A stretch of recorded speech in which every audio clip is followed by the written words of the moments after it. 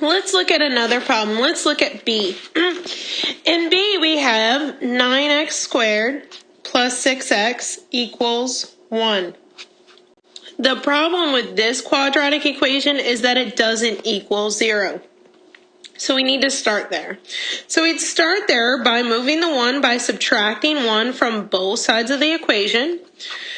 And let's see what we'd end up with. We'd end up with 9x squared plus 6x minus 1 now equals 0.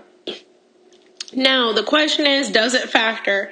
Well, if you were looking to see if it factored, you'd take 9 and negative 1, and you'd say, what two factors of 9 times negative 1, which is negative 9, up to positive 6? And there are no factors of negative 9 that add up to positive 6.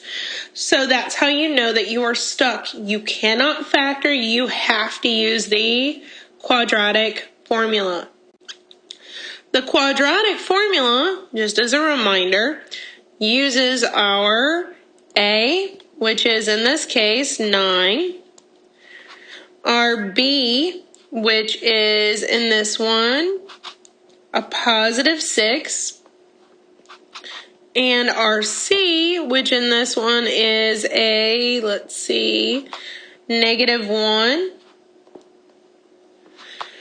And we're going to use the formula for the quadratic. Formula would be x equals negative b plus or minus the square root of b squared minus 4ac all over 2a. So remember, our b, right off the bat, is a 6, so when we plug it in, it actually becomes a negative, because there was a negative out in front, 6. Then we have our plus or minus the square root of, again, we see a b here, which was 6. So we'll do our 6 squared here, which is 36, minus 4.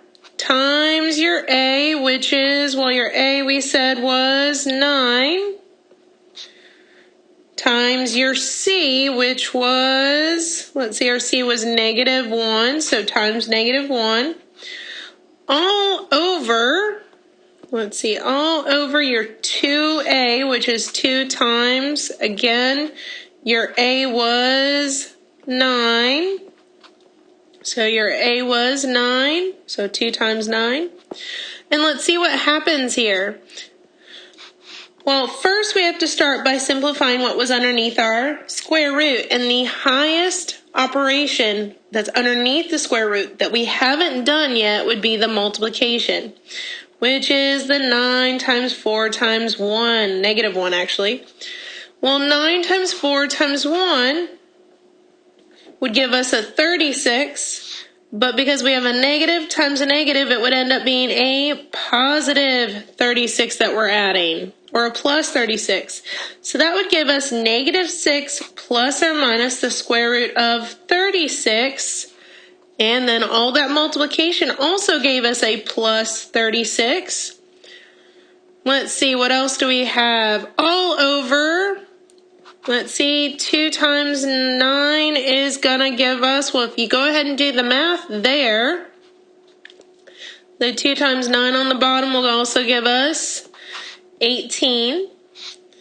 We have to continue with the order of operations, continuing to simplify what is underneath the square root. So we take care of the 36 plus 36, which would give us, well, 36 plus 36 would give us the square root of 72. And again, this is all over 18. Remember, this cannot be reduced yet because we've got 3 pieces on the top. We've got a negative 6, a square root of 72, and an 18. Remember that what's hidden out in front of that square root of 72 is a 1.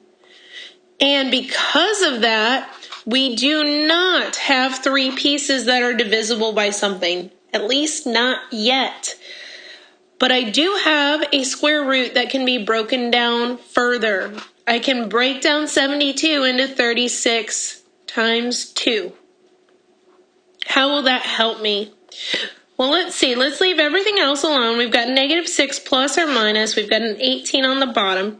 Well, I can take the square root of the 36. It will come out as a 6 from the square root. The 2, however, though, you cannot take the square root of, so it will stay inside of our square root. Now, look at what we have. All of our numbers that are outside of my square root are now divisible by 6. So what I can do is I can reduce everything by a factor of 6. As a reminder from previous chapters, whatever is inside the square root, you cannot cross that barrier. That's going to stay safe in its square root. It will not get affected in any way whatsoever. But we need to divide all 3 terms by the 6. And what that will give us is, on the first term, negative 6 divided by 6 will give us negative 1. And let's see, we got negative 1 plus or minus. Again, we've got a 6 divided by the 6 will give us a positive 1. The square root of 2 is safe. That can't get touched because it's inside the square root. All safe. Last thing, we've got the 18 on the bottom, divided by the 6 as well will give us 3. Now, the only thing we do not have to write is the 1 that's in front of the square root of 2, so let's kind of just rewrite that without the 1, kind of hide it. So we get negative 1 plus or minus the square root of 2 over 3. That's our answer, and this actually gives us 2 answers. We have the version of the answer with the plus sign, and we have the same answer but with the minus sign. So let's take a look. The one with the plus sign would be negative 1 plus the square root of 2 all over 3. And the one with the minus sign would be negative 1 minus square root of 2 over 3. These are your 2 answers. Notice there are not any i's, so these are not complex numbers. However, they are what are considered to be irrational. They're considered to be irrational because they both have square roots that cannot be simplified. So irrational means my final answer has square roots in it that cannot be simplified. So that's what we have. We have irrational answers. These are also real because there are no i's. So we have 2 answers. They are both irrational and they're both real numbers because there are no i's in them. Now